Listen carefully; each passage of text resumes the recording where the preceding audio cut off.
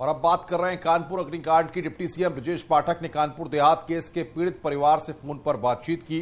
ब्रजेश पाठक ने परिवार को उचित कार्रवाई का भरोसा दिया और आरोपियों की जल्द से जल्द गिरफ्तारी की बात कही है। ब्रजेश पाठक ने बात की पीड़ित परिवार से, तब जाकर पीड़ित परिवार अंतिम संस्कार के लिए माना और इस दौरान ब्रजेश पाठक ने पीड़ित परिवार को भरोसा दिया कि उनके साथ इंसाफ होगा।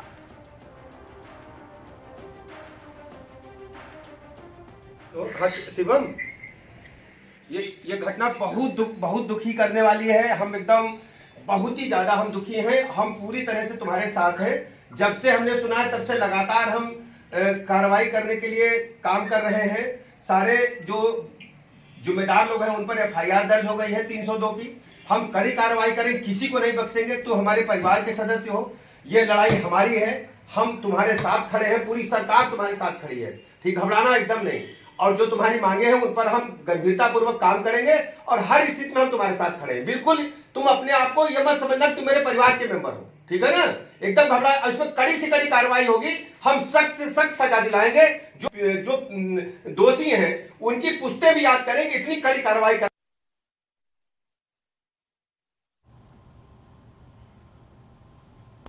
उधर प्रतापगढ़ पहुंचे डिप्टी सीएम केशव प्रसाद मौर्य का कहना है कि कानपुर की घटना बहुत दुख पहुंचाने वाली है।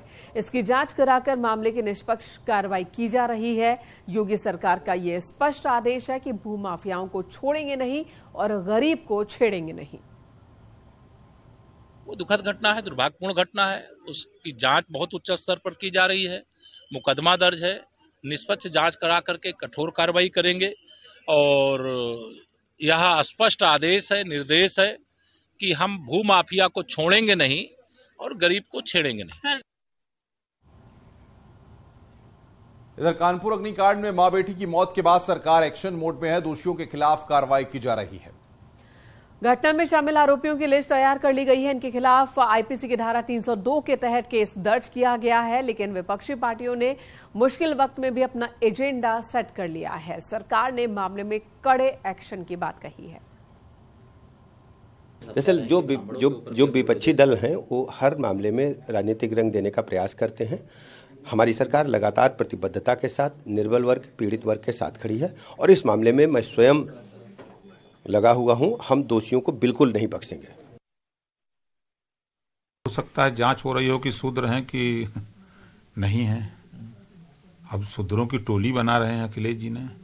वो खुद जब शूद्र हैं तो वहां फिर काहे अपमानित होने जा रहे हैं लोग। तो ब्राह्मण के घर तो जा सकते हैं अछूत बनने, उनकी भाषा में तो अछूत बनने जा रहे हैं। आप कल फिर चिल्लाएंगे कि वही कह रहे हैं कि हमको रोक रहे हैं कह रहे हैं कि हमको रोक रहे हैं।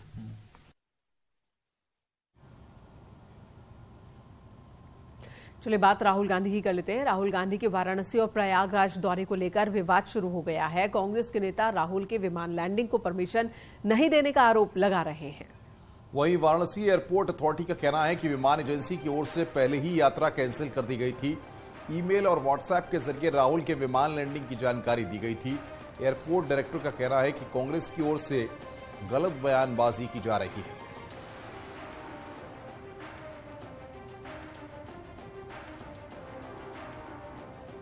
बाबा विश्वनाथ का दर्शन करके और उनको फिर आगे प्रयागराज जाना था। प्रयागराज में उनका कार्यक्रम था।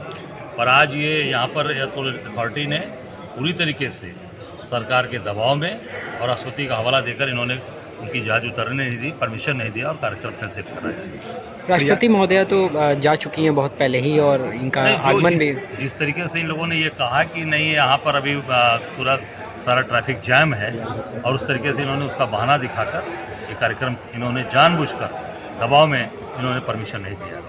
प्रयागराज में क्या कार्यक्रम थे?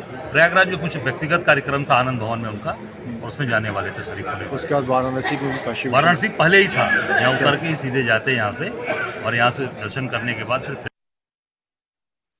दिनांक 13 फरवरी 2023 को हमें 9:12 को व्हाट्सएप के जरिए और 9:16 पर ईमेल के जरिए सूचना मिली कि माननीय सांसद जी राहुल गांधी जी का जहाज जो बनारस आने वाले थे वो कैंसिल हो गया।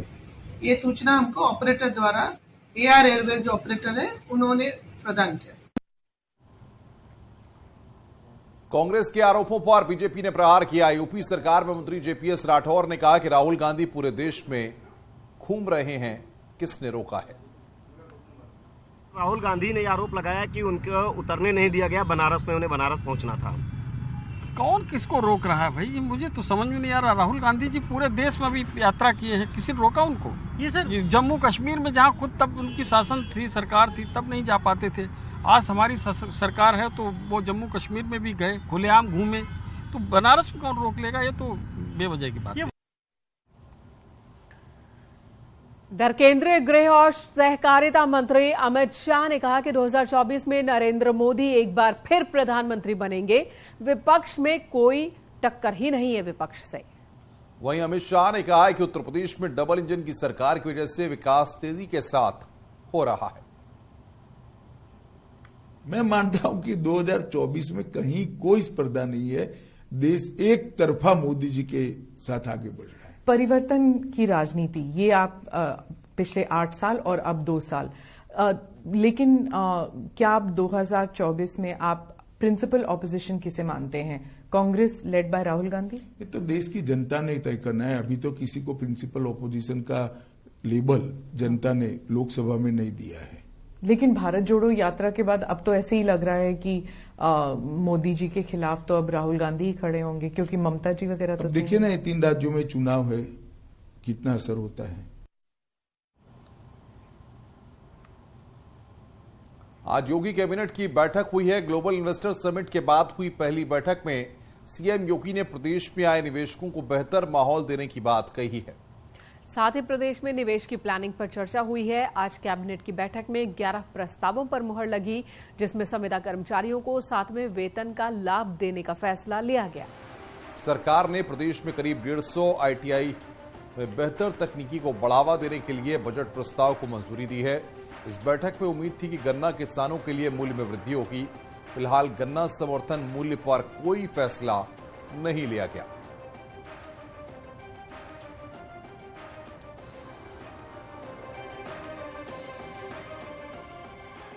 परिषद के एजेंडे के अनुसार सबसे पहला एजेंडा था गन्ने का मूल्य डिक्लेयर करना।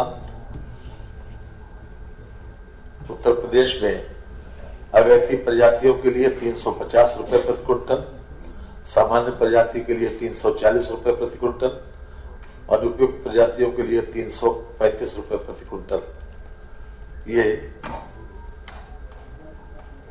जारी किया गया। जो मूल्य गन्ना का था वही रखा गया है, उसमें किसी प्रकार का कोई परिवर्तन नहीं किया गया। जहां तक गन्ना मूल्य का सवाल है, 1,96,000 करोड़ रुपए के गन्ना मूल्य का 1,96,000 करोड़ गन्ना मूल्य का भुगतान हो चुका है, 99.2%। मंत्रिपरिषद की बैठक में सबसे पहले जो औपचारिक रूप से प्रस्ताव नहीं था, माननीय मुख्यमंत्री जी को इस बात के लिए बधाई दी गई। पूरे मंत्रिमंडल ने उनको इस बात की बधाई दी कि एक अभूतपूर्व global investment summit Uttar Pradesh में लखनऊ में आयोजित किया गया और उसमें लगभग 40 देशों ने भाग लिया, उनके प्रतिनिधियों ने, और स्वाभाविक अनुकूलता देखी गई उनमें कि वो लखनऊ में उत्तर प्रदेश में इन्वेस्टमेंट करें।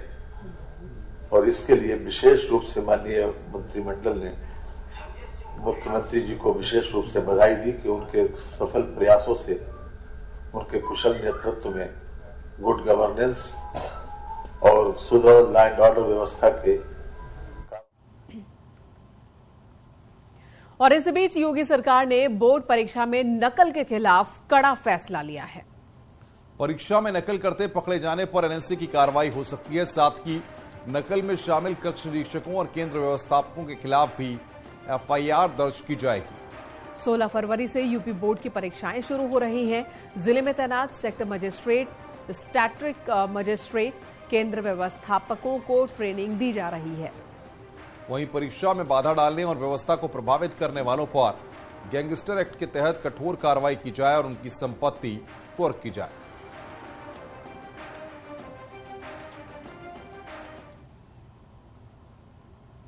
एक और सीएम योगी आदित्यनाथ नकल माफियाओं के खिलाफ सख्त हैं। दूसरी ओर लखनऊ में बोर्ड परीक्षा को लेकर कंट्रोल रूम भी बनाया गया है। न्यूज 18 ने बोर्ड परीक्षा को लेकर बने इस कंट्रोल रूम का जायजा लिया है। आपको दिखाते हैं ये रिपोर्ट। उत्तर प्रदेश में नकलविहीन परीक्षा कराने के लिए उत्तर प्रदेश सरकार लगातार जुटी हुई है। आज माध्यमिक शिक्षा मंत्री गुलाब देवी ने स्टेट मॉनिटरिंग कंट्रोल रूम का उद्घाटन किया। आप देख सकते हैं ये कंट्रोल रूम है, इस समय हम वहीं पर मौजूद हैं।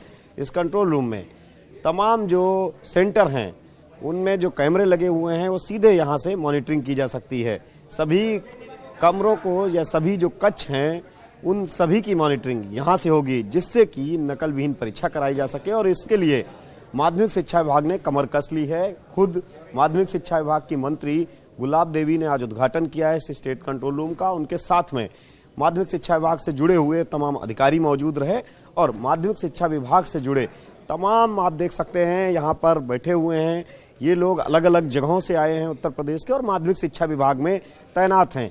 ये स्टेट कंट्रोल रूम कहीं ना कहीं उत्तर प्रदेश में जो पिछली सरकारों में नकल वाली परीक्षाओं को लेकर आरोप लगते थे, तमाम तरह के विवाद सामने आते थे, उन सभी को रोकने के लिए उत्तर प्रदेश की योगी सरकार ने अब माध्यमिक शिक्षा विभाग को निर्देश दिए थे कि हर स्तर पर पूरी तैयारी की जाए, जिससे कि उत्तर प्रदेश में नकल विहीन परीक्षाएं कराई जाएं। किसी भी तरह से कोई हीला हवाली बर्दाश्त नहीं होगी।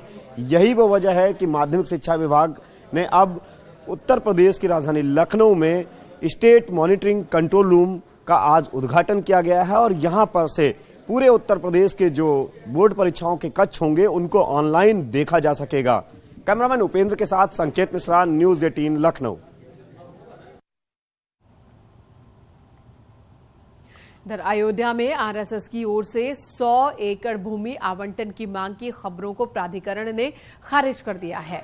नव अयोध्या विकास प्राधिकरण के उपाध्यक्ष विशाल सिंह ने इसे लेकर बयान दिया कि ऐसा कोई प्रावधान नहीं है और कोई प्रस्ताव नहीं आया है। मठों और जन सुविधा केंद्रों के लिए भूमि आवंटन होनी है, लेकिन वो सिर्फ 5 एकड़ भूमि तक ही सीमित है।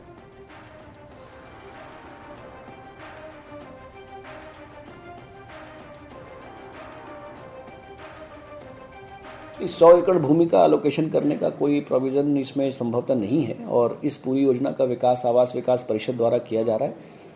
जितना जानकारी मुझे है, शायद प्रथम फेज में फर्स्ट फेज में मठ और जो इस तरह की जो पब्लिक सर्विस की ओरिएंटेड संस्थाएं हैं उनको भूमि का आवंटन किया जाएगा और उसकी साइज जो है वो मेरी समझ से 5 एकड़ से ऊपर का कोई भूमि का टुकड़ा नहीं होगा और आवंटन का जो विधि विधान है, जो उसकी कॉस्टिंग है, वो सारी चीज़ें आवास विकास परिषद द्वारा की जाएंगी। तो शीघ्र ही उसका भी आवंटन प्रारंभ करने का तैयारी है।